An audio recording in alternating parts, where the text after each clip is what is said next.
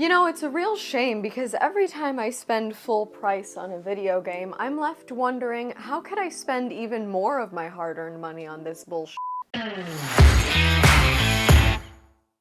Hey y'all, SnarkyJay cosplay here. In gaming's relatively short history, we've seen technology make huge strides, and we've gone from games as simple as Pong to fully immersive open world experiences like Red Dead 2 and the world of Cyberpunk 2077, and all those advancements have kept the world of gaming alive and thriving. And the one thing gaming companies like Ubisoft think that they can chalk up their successes to is the advent of microtransactions. You know, microtransactions, when they start nickel and diming you for absolute bullshit even though you absolutely already paid for the f***ing game you wanted. But microtransactions aren't meant to pull away your hard-earned cash and line the pockets of greedy gaming executives that definitely don't need another houseboat. No. It's meant to make the games more fun. Yeah, I don't know if that reeks of bullshit to anybody else, but it sure stinks to me. So when it comes to about microtransactions, one of the biggest offenders of the whole microtransactions thing is Ubisoft. Of course, we can also look at gaming companies like EA, but lately it feels like Ubisoft has spent the past, 8 to 10 years finding new ways to alienate and aggravate their once devoted fan base. They've made a number of phenomenal AAA, well-rated, well-loved games, so to see them fall this far, and to see the leadership move into a position where they now claim that basically scamming players works as a way of making the game more fun for them, it's actually devastating. I've been thinking about this whole microtransactions thing for about a month and a half at this point, because a little while ago I made a video about a different dev claiming that we should definitely be paying more for video games. However, Ubisoft's last financial report, which was released earlier this summer and had perhaps one of the worst quotes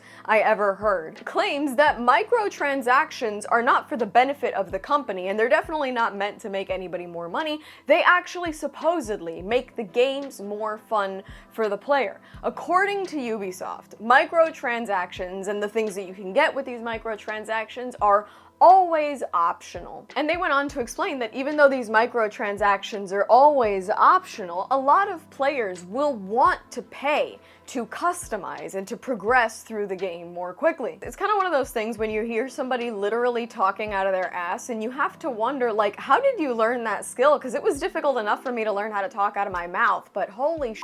So Ubisoft figures out how to talk out of their ass and claim that we ask for these microtransactions and it makes them more fun, and somehow they've managed to avoid posts like this on Reddit, which give us nuggets, like quite literally almost every single AAA title they've released for nearly a decade now have turned their games into this absolutely horrifying amalgamation, what a $5 word that is, made of greed, dollar bills, and copying machines. Don Greger on Reddit, you are my hero. Even on platforms like Steam, you get posts that say, how bad are the microtransactions and the discussions for games like Assassin's Creed Shadows. I can't stand when companies dump in a ton of microtransactions. Yeah, I don't know why Ubisoft would claim that they make things more fun and that they do it for our benefit. That sounds like one of the worst justifications in gaming history. I feel like we talk about microtransactions a lot,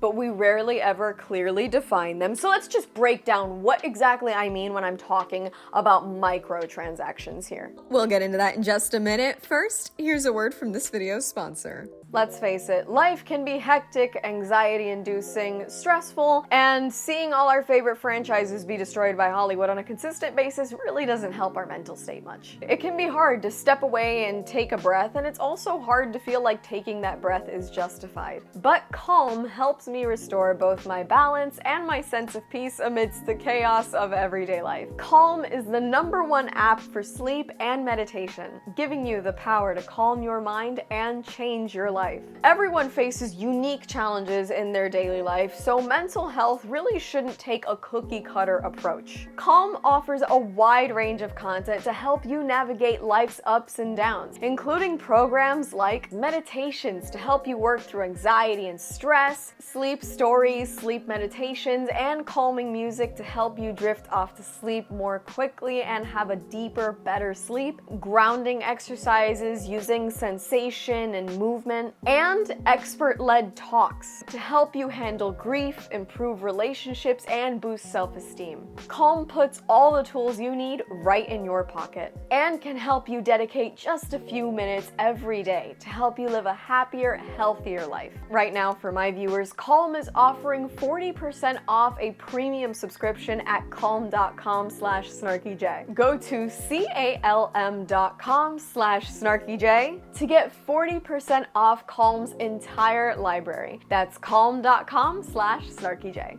Basically, any extra cosmetic items, anything in-game that'll give you like an experience point boost, and one of the worst offenders, which we're going to talk about in a few minutes and was personally offensive and dangerous to my wallet for years with Overwatch, loot boxes. Now, over the years, there has been a lot of controversy when it comes to the implementation of microtransactions in a number of different AAA games across multiple companies. A few years back, we got Ghost Recon Breakpoint, and they had implemented this microtransaction scheme called time savers, which they ended up literally having to remove after Backlash. Essentially, the time savers that you had to spend real money on after already paying for the game, they were skill point bundles and XP boosts and basically like custom bundles to upgrade weapons in the game.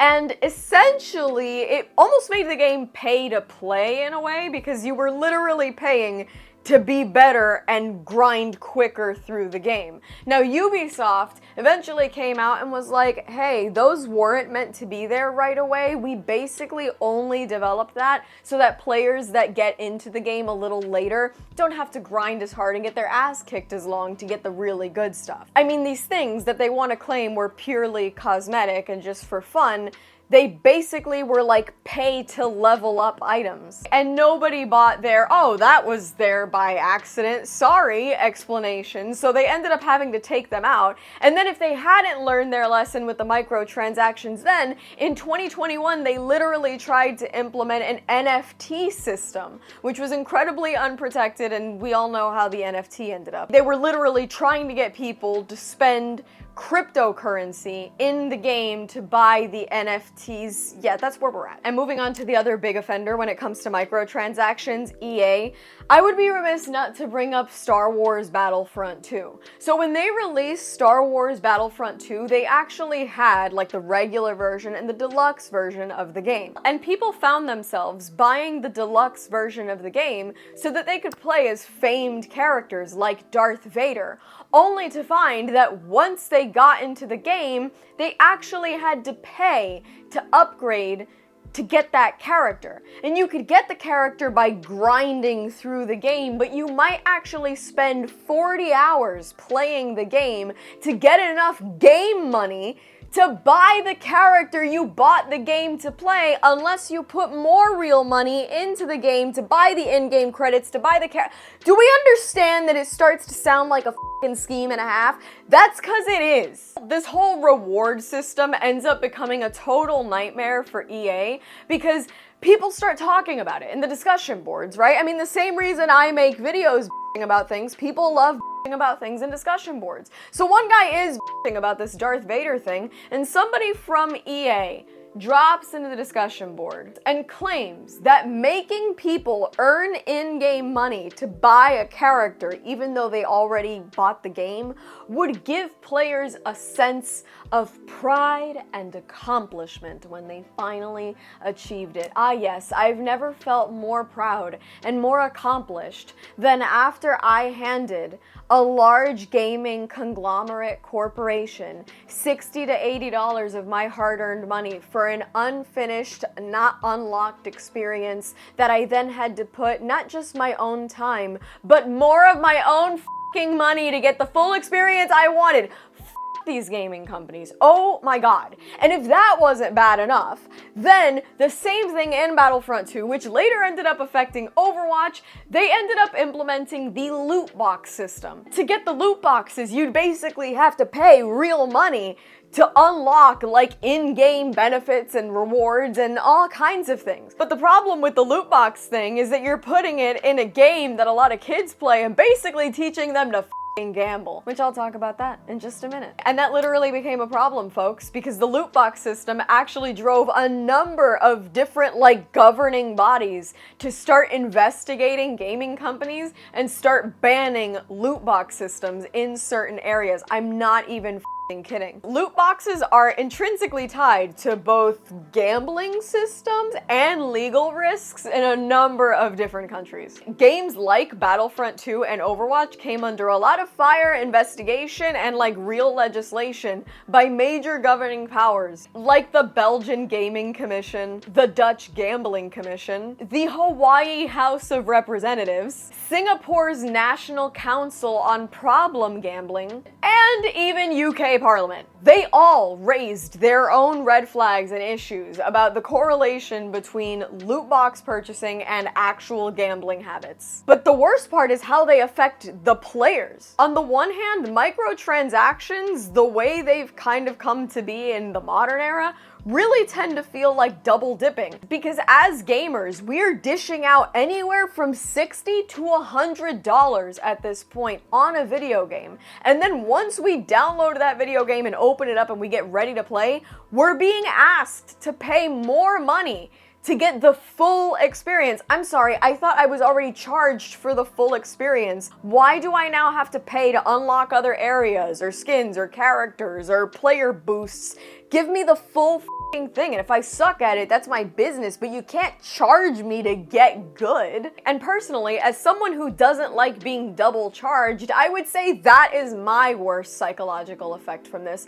But the point is that these microtransactions, when it comes to loot box systems, actually have really negative effects on the younger players playing games like these. These loot box systems really have negative psychological and economic effects on a lot of the younger players that end up sucked into this rabbit hole. Young people, kids, teenagers, rarely ever have an understanding of how money works, and I think my favorite way of realizing how money worked when I was younger was that my grandmother would always tell me that you have to respect money, and I had never really thought about what it meant to respect money until I had to work to get it, and then you realize like, oh my god, no, I'm gonna leave that right the where it is. I do not need this stupid thing.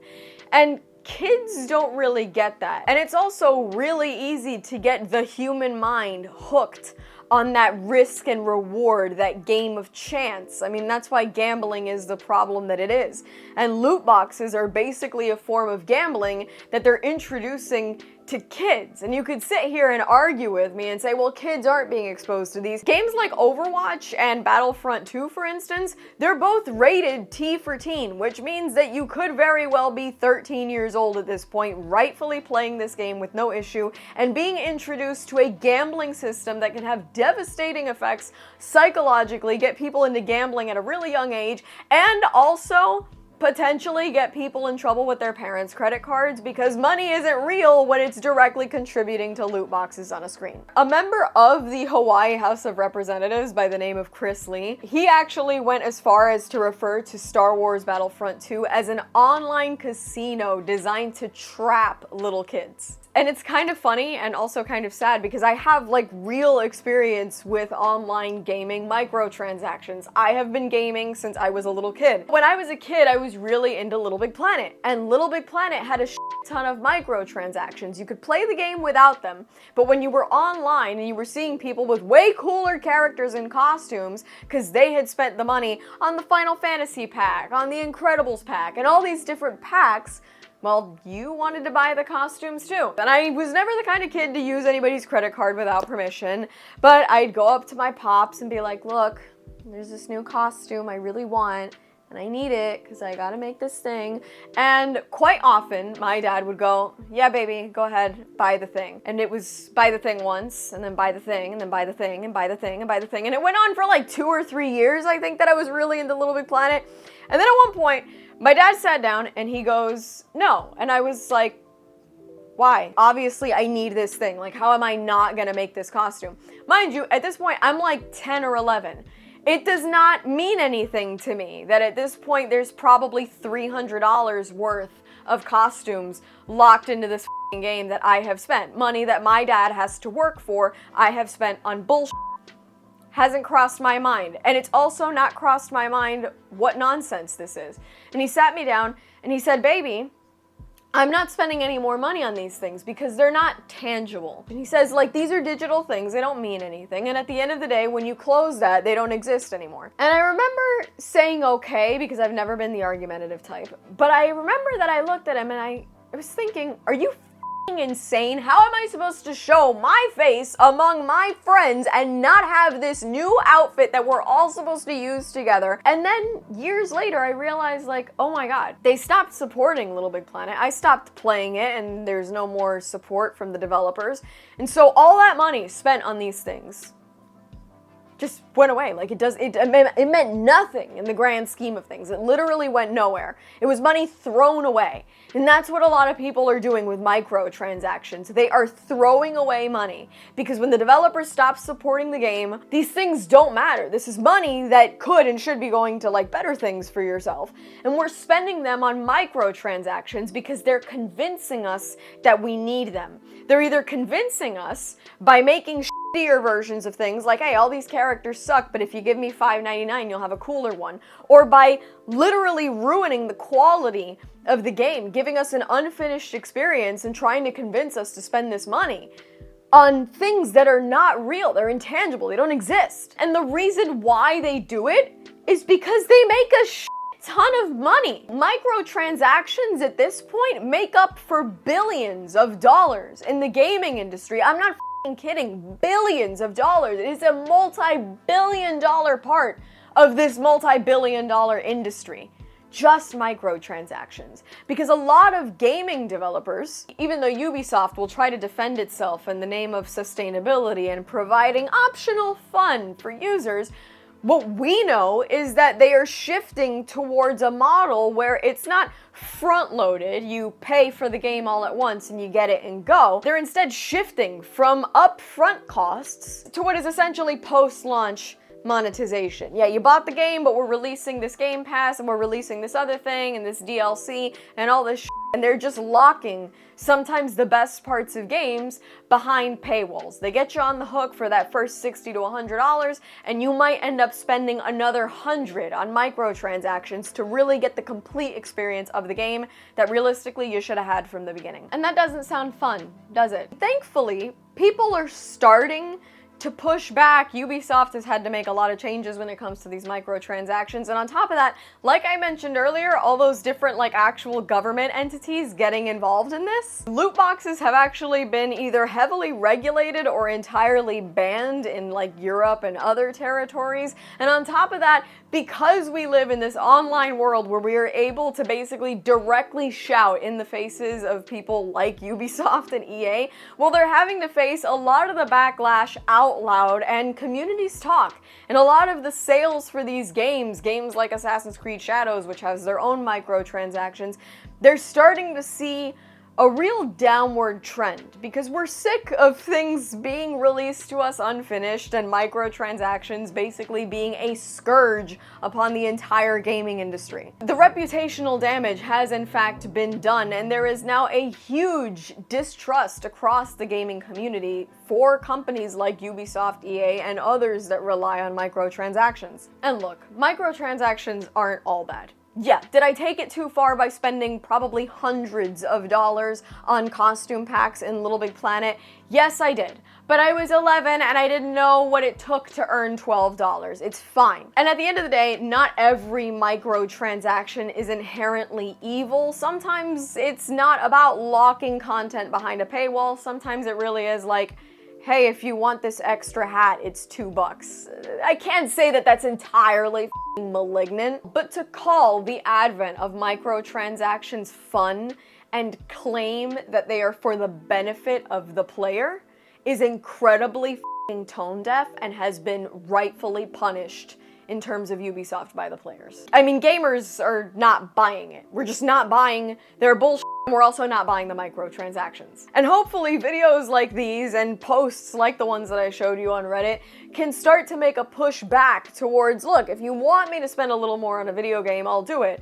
But stop charging me and nickel and diming me afterwards. Make me an incredibly complete experience with tons of options and lots of content, and it might be worth paying a little more, but the microtransactions have to go. Or else, we're not gonna form an angry mob, but we will just stop buying video games, because I was a really big buyer of everything Assassin's Creed for years, and I've not bought into a single one in probably like 4 or 5 years at this point, and that's all thanks to Ubisoft and their unfinished games, absolute bullshit microtransactions, and garbage storytelling. Thanks for nothing, gaming companies. I would argue that microtransactions are about as fun as sticking a toothpick under a toenail and kicking a f***ing wall. And that's all from me. I've been SnarkyJay. Thank you so much for watching. Please don't forget to like and subscribe. For more SnarkyJay, be sure to check me out on Instagram, and if you'd like to support me, this channel, and my content creation, do check out and consider subscribing to my Patreon for exclusive photoshoot sets and cosplay content. I'll add links to all of those in the description below. And let me know a game that you felt pressured to buy microtransactions for in the comments below.